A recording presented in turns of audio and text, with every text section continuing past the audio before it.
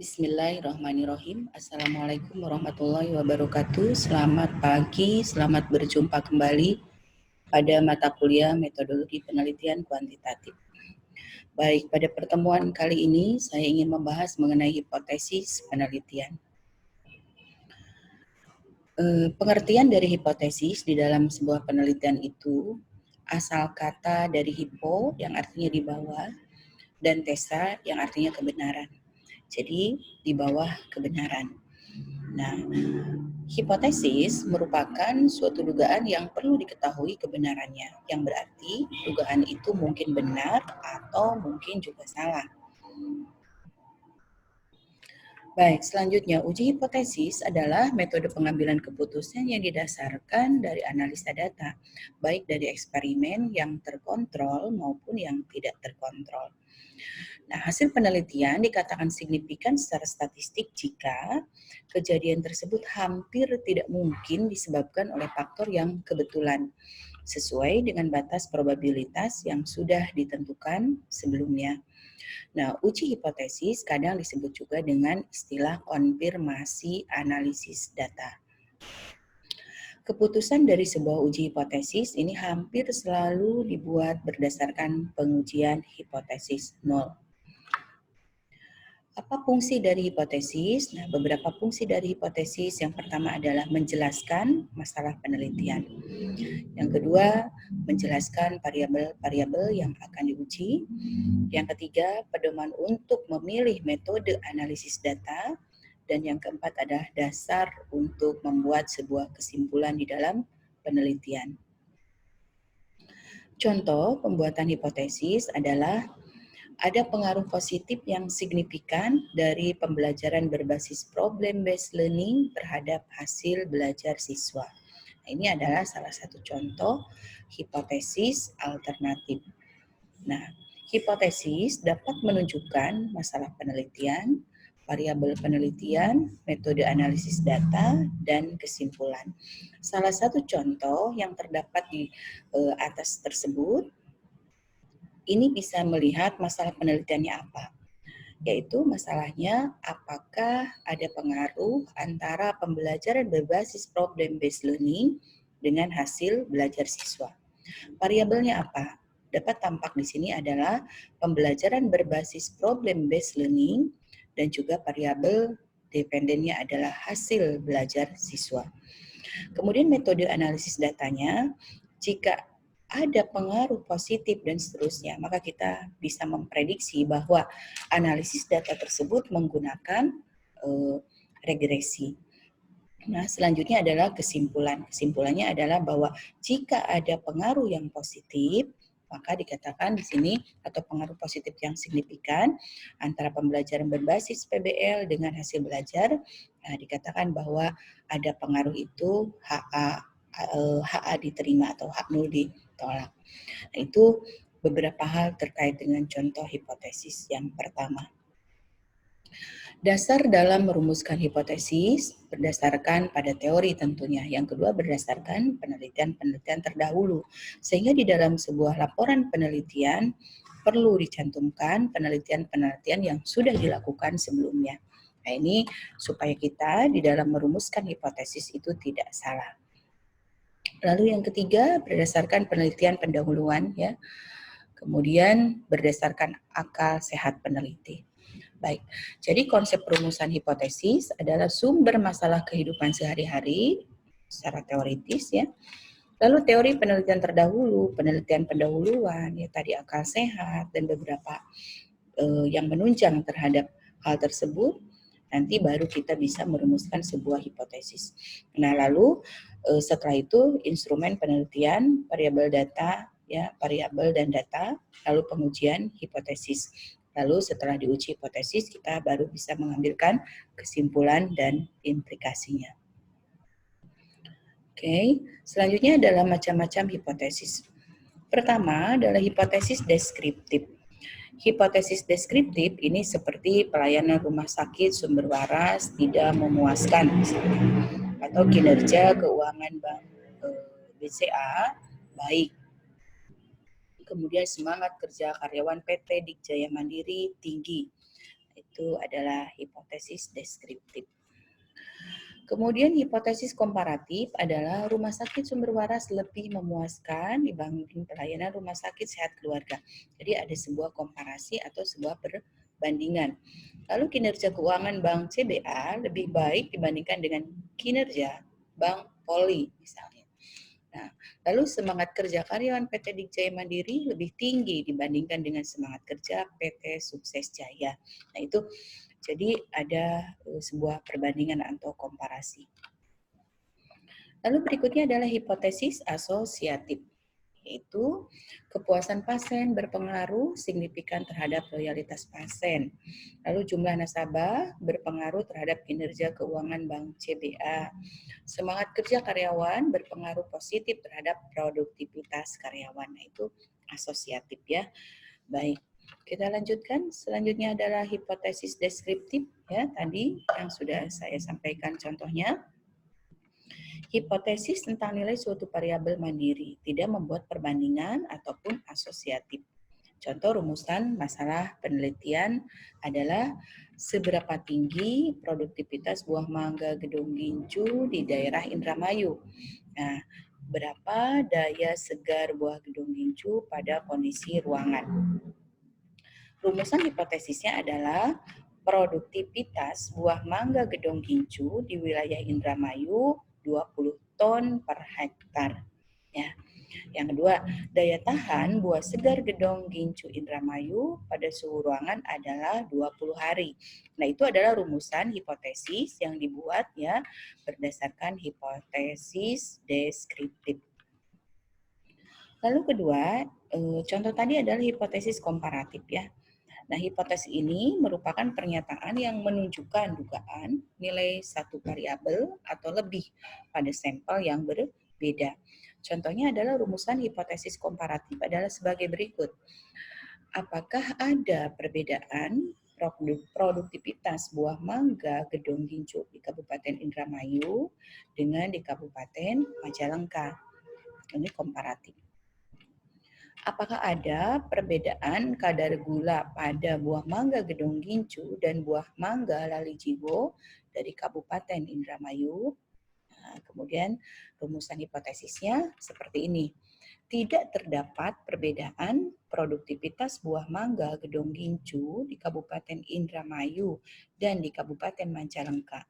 Maka tertulis H0 sama dengan atau H0 adalah mu1 sama dengan mu2.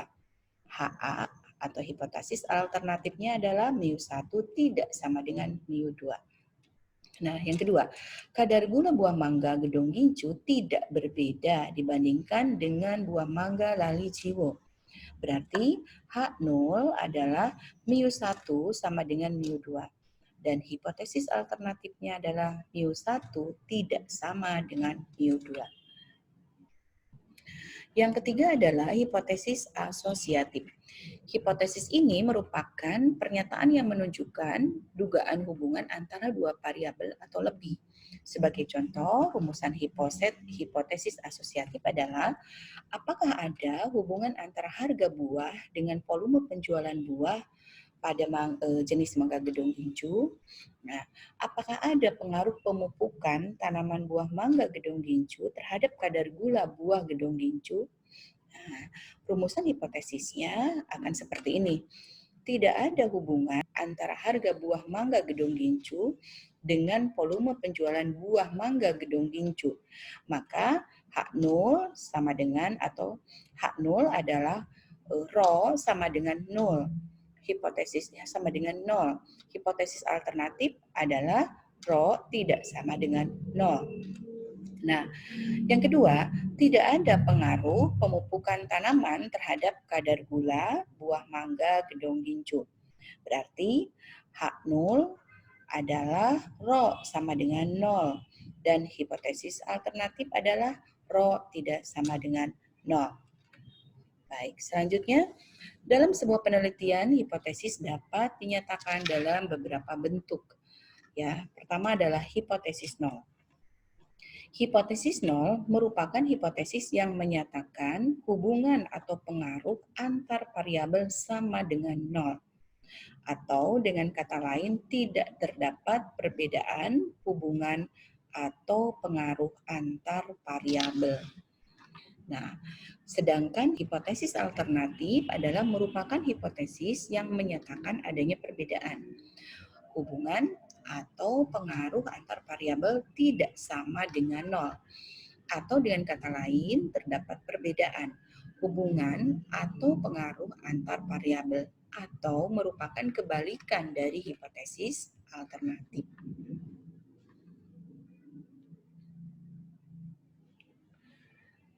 Berikutnya adalah ciri-ciri hipotesis yang baik. Pertama, dinyatakan dalam kalimat yang tegas. Upah memiliki pengaruh yang berarti terhadap produktivitas karyawan. Jelas ya. Upah memiliki pengaruh yang kurang berarti terhadap produktivitas karyawan. Tidak jelas ya. Nah, jadi dapat diuji secara ilmiah ya. Yang tegas tadi pertama, yang kedua harus diuji secara ilmiah. Upah memiliki pengaruh yang berarti terhadap produktivitas karyawan. Ini dapat diuji. Nilai keberartian dari upah itu seperti apa. Lalu kedua, batu yang belum pernah terlihat oleh mata manusia dapat berkembang biak, nah boleh dikatakan seperti itu. Pada hipotesis ini tidak dapat dibuktikan karena kita tidak dapat mengumpulkan data dengan baku yang belum terlihat oleh manusia. Jadi ada yang bisa diuji secara ilmiah atau ada juga yang tidak bisa diuji secara ilmiah. Ciri-ciri hipotesis yang baik harus teruji secara ilmiah. Baik, berikutnya adalah dasar dalam merumuskan hipotesis yang kuat. Harga barang berpengaruh negatif terhadap permintaan atau memiliki dasar kuat, yaitu teori permintaan dan penawaran. Yang kedua, uang saku memiliki pengaruh yang signifikan terhadap jam belajar mahasiswa. Ini tidak memiliki dasar yang kuat ya. Oke. Pertimbangan dalam merumuskan hipotesis ini ada beberapa hal. Pertama, harus mengekspresikan hubungan ya antara dua variabel atau lebih. Maksudnya, di dalam merumuskan hipotesis, seorang peneliti harus setidak-tidaknya mempunyai dua variabel yang akan dikaji. Kedua, variabel tersebut adalah variabel bebas dan variabel tergantung.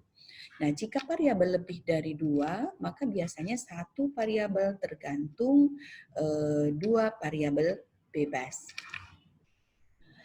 Selanjutnya, pertimbangan dalam merumuskan hipotesis adalah harus dinyatakan secara jelas dan tidak bermakna ganda atau ambigu.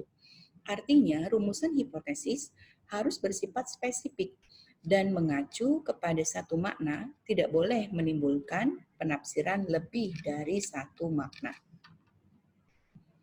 Selanjutnya, pertimbangan dalam merumuskan hipotesis yang lainnya adalah jika hipotesis dirumuskan secara umum, maka hipotesis tersebut tidak dapat diuji secara empiris.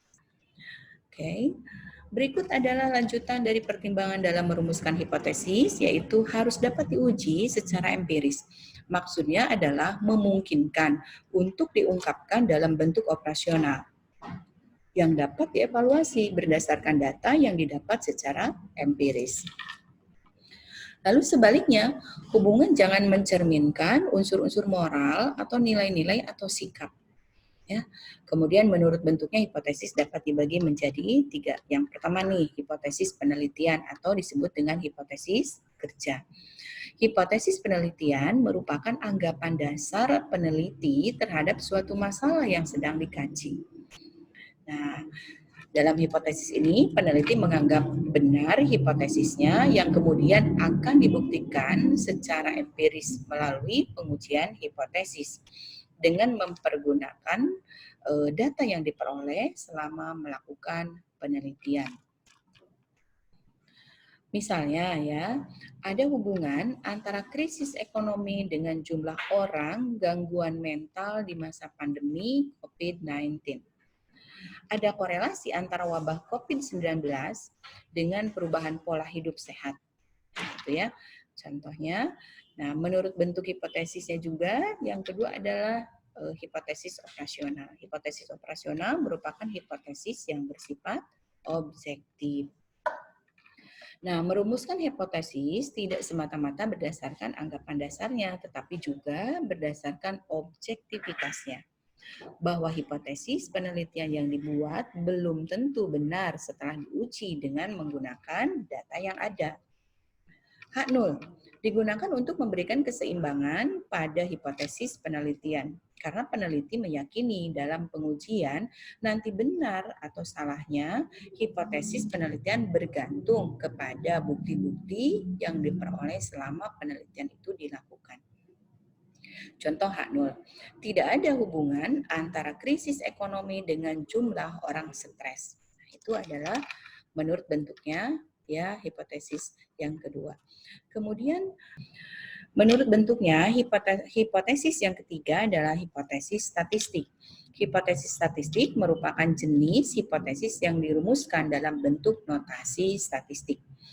Hipotesis ini dirumuskan berdasarkan pengamatan peneliti terhadap populasi dalam bentuk angka-angka atau kuantitatif.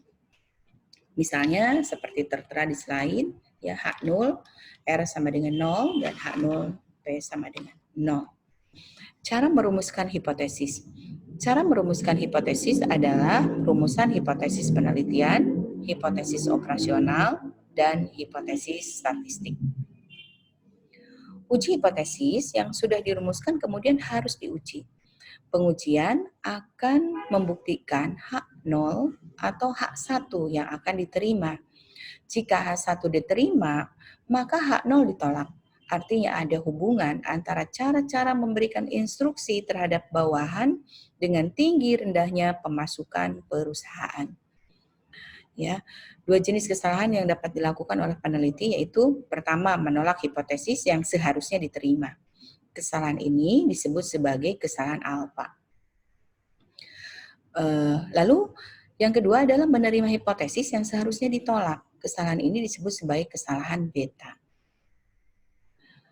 Ada 5 langkah uji hipotesis. Pertama, merumuskan hipotesis H0 dan hipotesis alternatif. Yang kedua, menentukan batas kritis alfa ya dengan dB. Lalu menemukan nilai hitung, nilai statistik. Lalu pengambilan keputusan dan yang kelima adalah membuat kesimpulan. Selanjutnya, tipe kesalahan dalam uji hipotesis. Kesalahan tipe pertama, besarnya peluang menolak hipotesis yang seharusnya diterima. Besarnya kesalahan tipe 1 adalah alfa. Kesalahan tipe 2, biasanya peluang menerima hipotesis yang seharusnya ditolak. Besarnya kesalahan tipe 2 adalah 1 dikurangi alfa sama dengan beta. Uji dua sisi dan uji satu sisi. Uji dua sisi atau two-tail digunakan jika parameter populasi dalam hipotesis dinyatakan sama dengan. Uji satu sisi atau one-tail digunakan jika parameter populasi dalam hipotesis dinyatakan lebih besar atau lebih kecil. Nah, rumusan hipotesis terdiri dari H0 dan hipotesis alternatif. H0 hipotesis observasi, ya, dan HA adalah hipotesis alternatif.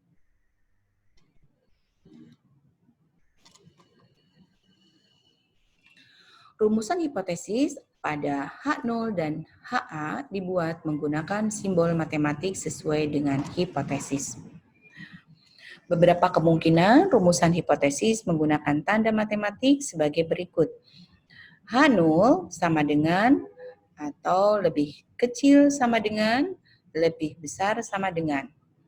Dan hipotesis alternatif tidak sama dengan, lebih besar atau lebih kecil.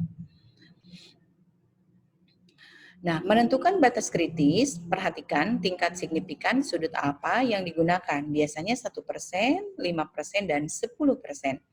Untuk uji dua sisi, gunakan alfa per 2. Dan untuk uji satu sisi, gunakan sudut alfa. Kemudian, banyaknya sampel atau N digunakan untuk menentukan derajat bebas atau dB. Satu sampel DF sama dengan N dikurang 1. 2 sampel DF sama dengan N1 ditambah N2 dikurangi 2. Menentukan keputusan membandingkan antara nilai hitung dengan nilai kritis. Jika T hitung lebih besar dari T kritis, keputusan menolak H0. Sebaliknya, atau menggunakan gambar kurva distribusi normal. Jika nilai hitung berada pada daerah penolakan H0, maka keputusannya adalah menolak H0 dan sebaliknya. Uji dua sisi seperti terlihat pada gambar. Apabila penerimaan H0, maka posisinya adalah seperti ini, kurvanya, dan penolakan H0 ke arah kiri, dan penolakan H0 ke arah kanan. Ini adalah bentuk uji dua sisi digambarkan dengan kurva seperti ini. Uji satu sisi kanan seperti ini. Penolakan kepada sisi kanan, ya, Z alfa plus Z alfa. Dan ini adalah penerimaan H0 digambarkan seperti ini. Lalu uji satu sisi kiri seperti tadi, cuma penolakan H0 ke sisi kiri, penerimaan H0 ke sisi kanan. Ya, tugas kalian adalah susunlah hipotesis operasional berdasarkan rumusan permasalahan yang telah Anda tentukan, lalu jelaskan hipotesis tersebut telah mengacu pada teori yang telah ada. Baik, itu saja pertemuan kali ini tentang hipotesis. Semoga bermanfaat. Terima kasih. Wassalamualaikum warahmatullahi wabarakatuh.